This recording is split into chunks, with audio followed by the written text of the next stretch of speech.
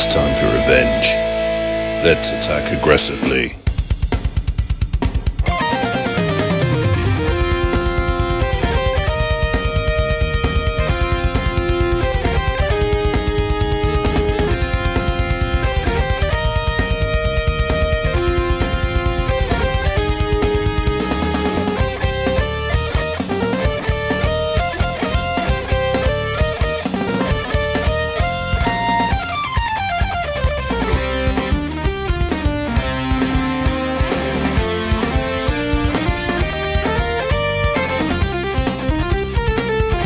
What is this place?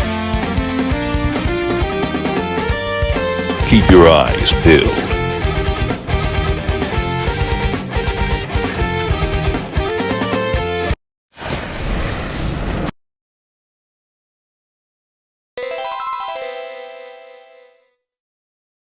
Hello YouTube, it's Retro Gaming Langers here for another video, and you've probably guessed from the title of this video what it's all about, and it's about my love for Contra, or better known in the UK as Probotector.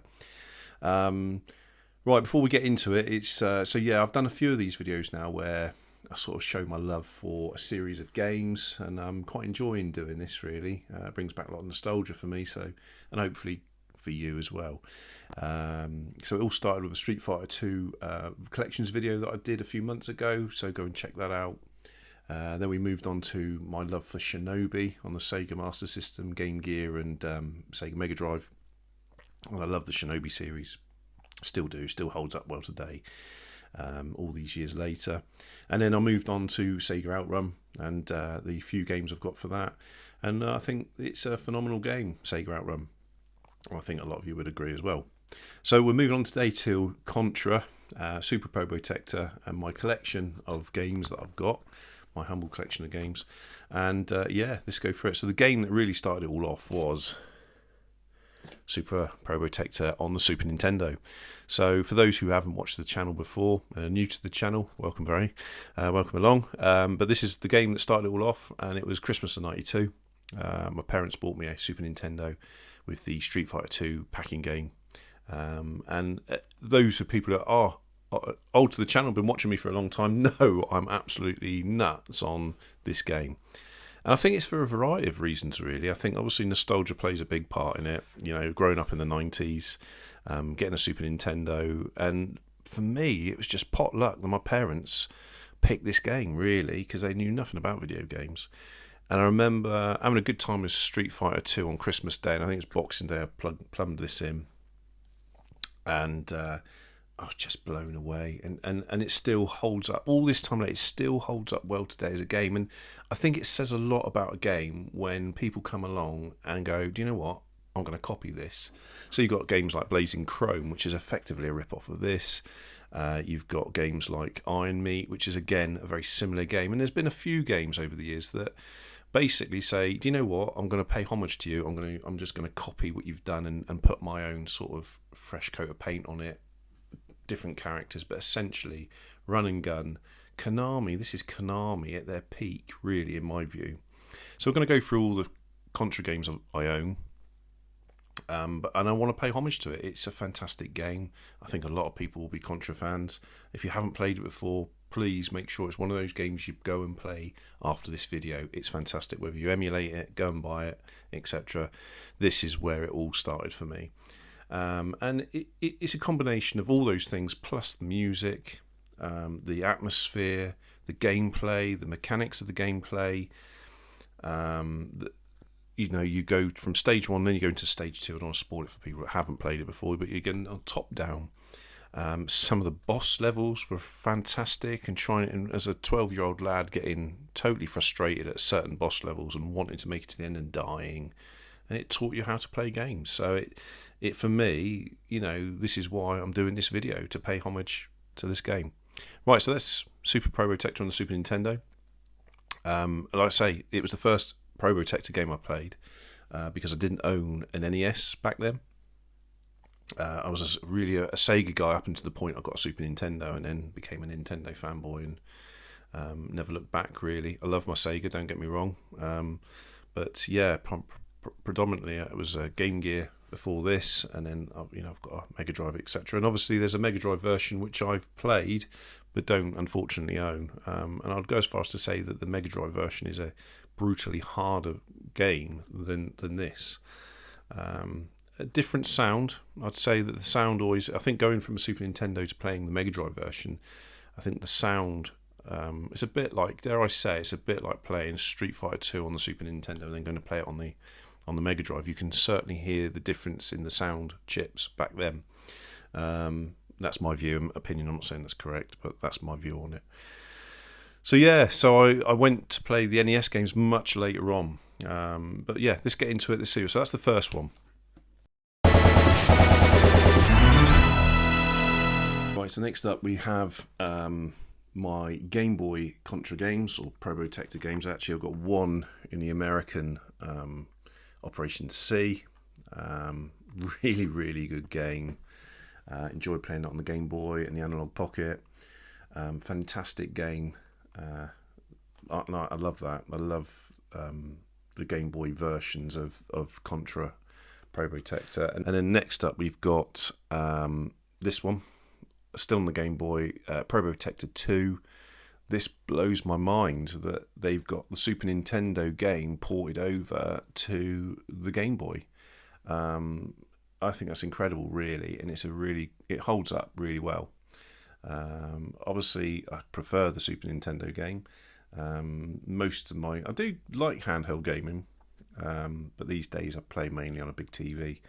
But this is great, and the great thing about playing on the analog is that I've got a dock that you can connect it to the TV. So that's that one there. So I've got two on the Game Boy, and then much later, a couple of weeks ago, I bought this in a CEX.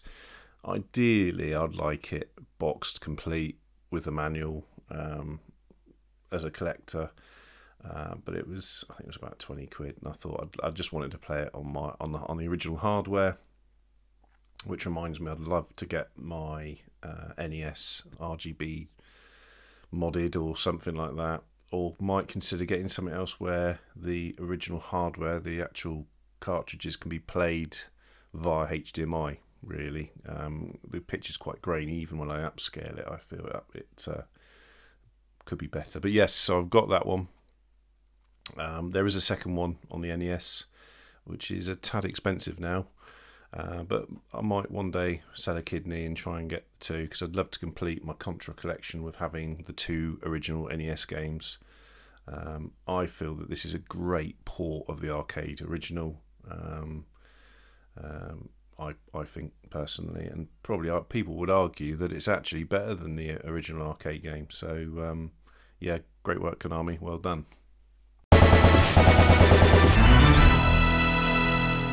Next up we have got Contra 4 on the Nintendo DS. I love this. I think this is great. It's brutal. It's brutal.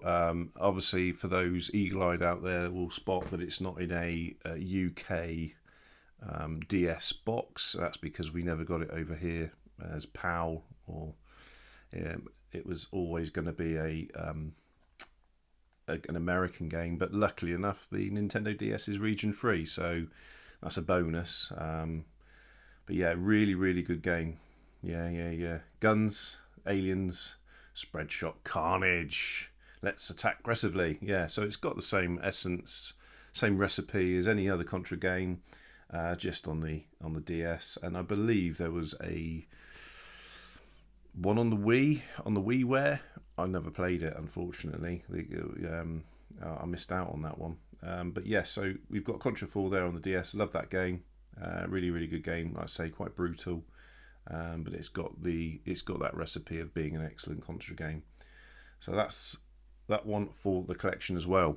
Right, so next up we have got, for the PlayStation 2, Contra Shattered Soldier. It's a different feel, I feel. I love this game. It's a great game. I bought this about 5-6 years ago. It's a good Contra game. I'm not saying it's a bad Contra game. For me, I suppose you get used to things over the years, don't you? And I think for me, it's like, how can I say? It's like with that Super Nintendo game, they hit the bar running, didn't they? You know, the NES versions are really, really good. The arcade games are brilliant as well.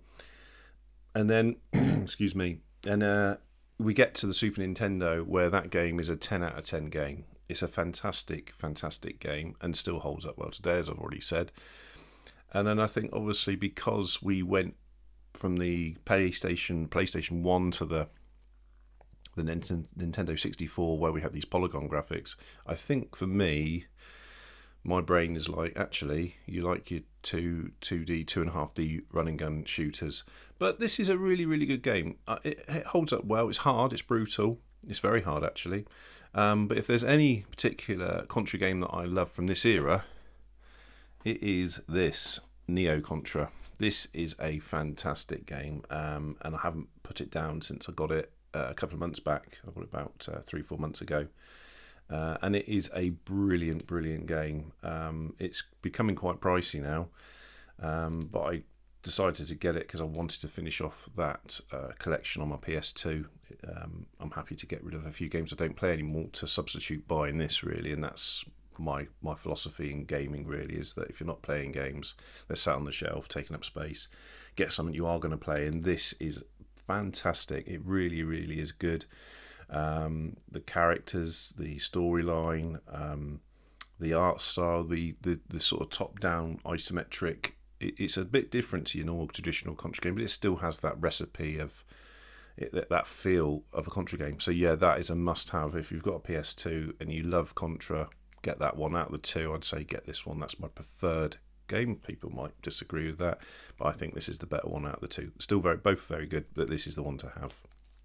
Well, I couldn't not include this in the collections. I don't own it physically because there is no physical copy of this game. Some of you might know already what this is by the screen. This is trapped on my PS3.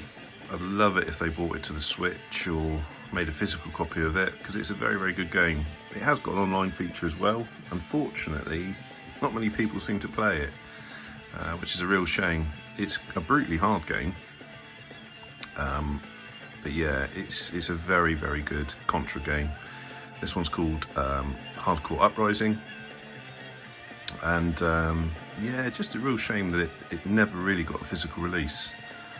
But yeah, just I need to include it in the collection, even though I don't physically own it. I had to talk about it. It's a very, very good game. If you've not played it, I'm not sure if it's still available to get on the PlayStation Store. Be interesting if it is or not. Like I say, it's a shame they can't bring like a physical game to the Switch or remaster of it, because it's an enjoyable game. So yeah, thought I'd include that as well. Right, so we can't finish the video without talking about some Probotector Contra clones.